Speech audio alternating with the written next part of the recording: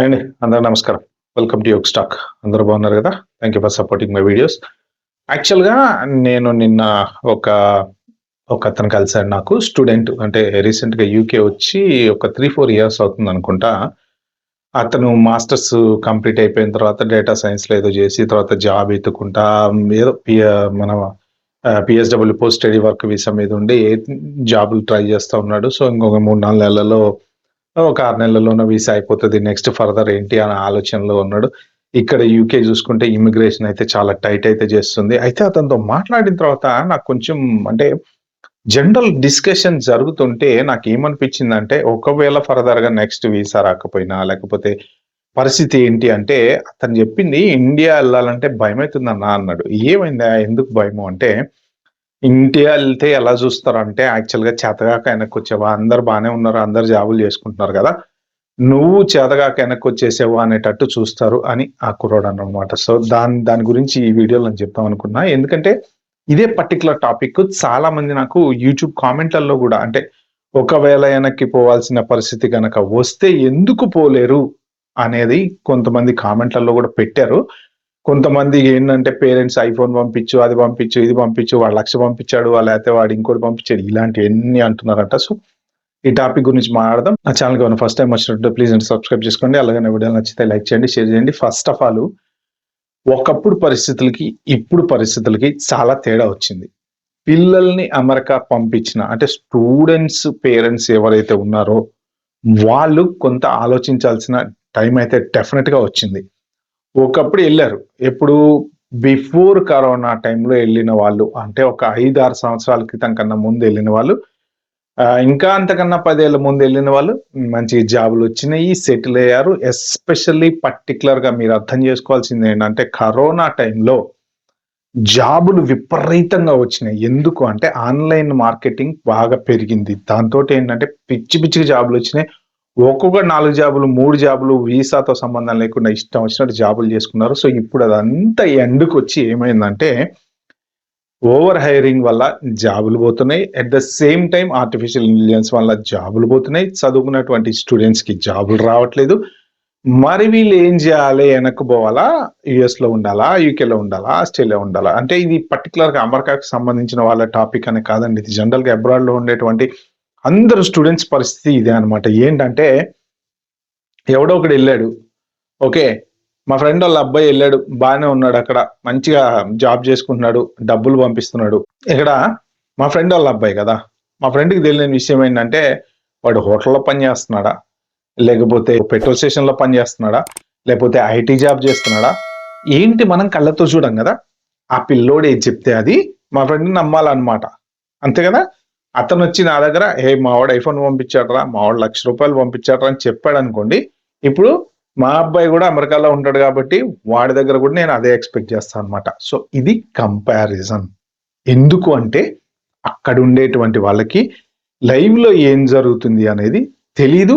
చెప్పినా అర్థం గాదు. సో, ఇప్పుడు నేను మాట్లాడినటువంటి పిల్లోడు గూడా, అన్న వాళ్ళకి చెప్తే అర్థం గాట్లేదన్న ఇండియాలో మా ఫ్రెండ్స్ గూడా చాలా మంది అంటే రీసెంట్‌గా ఇక్కడ ఇమిగ్రేషన్ రైట్స్ కూడా జరిగినాయి. ఇమిగ్రేషన్ రైట్స్‌లో కొంతమంది డిపోర్ట్ చేసి పంపించేశారు. అంటే వాళ్ళంతట వాళ్ళు ఎళ్ళిపోతే 1 ఇయర్ బార్ అన్నారంట. లేదు మేము డిపోర్ట్ చేస్తే 10 ఇయర్స్ బార్ అన్నారంట. అందుకని ఆళ్ళంతట వాళ్ళు ఎళ్ళిపోయారలా. ఎళ్ళిపోయిన వాళ్ళని గూడా కొంత అక్కడికెళ్ళిన తర్వాత ఆ పక్కనోళ్ళతో, ఈ పక్కనోళ్ళతో డిస్కషన్‌లన్నీ చేస్తుంటే చుట్టుపక్కల ఉండే వాళ్ళందరూ గూడా ఈడేదో చాతగా వెనక్కొచ్చేసాడురా అని జెప్పి అంటున్నారని జెప్పేసి అంటే వాళ్ళు ఫ్రెండ్స్ మాట్లాడుకుంటారు గదా! సో, ఇప్పుడిక్కడ మీరు పేరెంట్స్‌గా అర్థం జేసుకోవాల్సిందేంటంటే, చేత కాక ఎవ్వరు వెనక్కి రారు. First thing.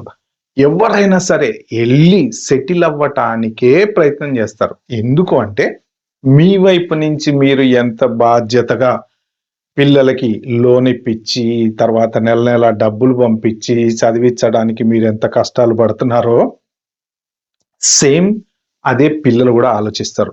అరే! మా పేరెంట్స్ ఇంత కష్టపడి నాకు డబ్బులు పంపించారు, లోన్ ఇచ్చారు, చదివిచ్చారు గదా! ఏదో ఒకటి చేసి మనం ఆళ్ళ లోన్ తీర్చేస్తే ఆళ్ళకి బర్డెన్ లేకుండా ఉంటది. తర్వాత ఏమన్నా డబ్బులు మిగిలితే పంపించొచ్చు. లేపోతే ఈ పిల్లల అక్కల చెల్లెళ్ళ పెళ్ళింటే ఎంతో కొంత డబ్బులు పంపించొచ్చని వాళ్ళు గూడా ఆలోచిస్తారు. అంతేగాని వాళ్ళేదో అక్కడ పోయి మంచిగా ఎంజాయ్ జేసేసి మీరు పెట్టిన డబ్బులనే ఖర్చు పెట్టేసుకొని ఎనక్కి రావాలని అనుకోరు. మీ వైపు నుంచి మీరు బాధ్యతగా మీరు పంపించారు కాబట్టి మీ పిల్లలు మంచిగా సెటిల్ అవ్వాలని ఖచ్చితంగా అనుకుంటారు. ప్రతి తల్లిదండ్రి అనుకునేది ఏంటంటే మన పిల్లలు మంచిగా సెటిల్ అవ్వాలి అని. కానీ ఇప్పుడు ప్రెజెంట్ గత 3-4 నెలల నుంచి ఒక 6 నెలలు అనుకోండి for example. Okay. Trump government వచ్చిన తర్వాత వీసాల మీద చాలా స్ట్రిక్ట్ అక్కడ స్టార్ట్ అయింది. అక్కడి నుంచి అదొక అంటురోగం లాగా ఆస్ట్రేలియాకి పాకింది. ఆస్ట్రేలియా నుంచి ఇప్పుడు యూకేకి పాకింది. యూకేలో కూడా బీభత్సమైన రైట్స్ జరుగుతున్నాయి. ఇమిగ్రేషన్ క్రాక్ డౌన్ జరుగుతుంది. డెన్మార్క్ స్టైల్ ఇమిగ్రేషన్ తీసుకురావడానికి ట్రై చేస్తున్నారు. సో ఎవడి వీసాలు ఎక్కడ గ్యారంటీ అనేది లేదు. On top of that visa రావాలంటే ఉద్యోగం రావాలంటే వీసా. ఈ రెండింటికి లింక్ అనేది ఉంది. ప్రస్తుతానికి జాబులు లేవు. H1B వాళ్ళు చాలా మంది ఖాళీగా ఉన్నారు. చదువుకున్న మాస్టర్స్లో లాస్ట్ ఇయర్ చదువుకున్న వాళ్ళు ఖాళీగా ఉన్నారు. మళ్ళీ ఇప్పుడు ఇంకా ఈ ఇయర్ కొంతమంది మొన్న బయటకు వచ్చిన వాళ్ళు ఖాళీగా ఉన్నారు. ఎవరెవరు ఎక్కడెక్కడ ఏ జాబులు చేస్తున్నారో ఎవరికి తెలియదు. అందరూ ఐటీ జాబులు చేస్తున్నారని 100% మీరు నమ్మకండి. ఇప్పుడున్న పరిస్థితుల్లో first preference citizens, second preference పిఆర్లు, థర్డ్ ప్రిఫరెన్స్ వీసా హోల్డర్స్. అలా ఉంది మార్కెట్లో. కంపెనీస్ కూడా ఎందుకు వచ్చిన ఎత్తినొప్పి గవర్నమెంట్ తోటి మనం వీళ్ళనే పెట్టుకుందాం అని ఆలోచిస్తున్నాయి.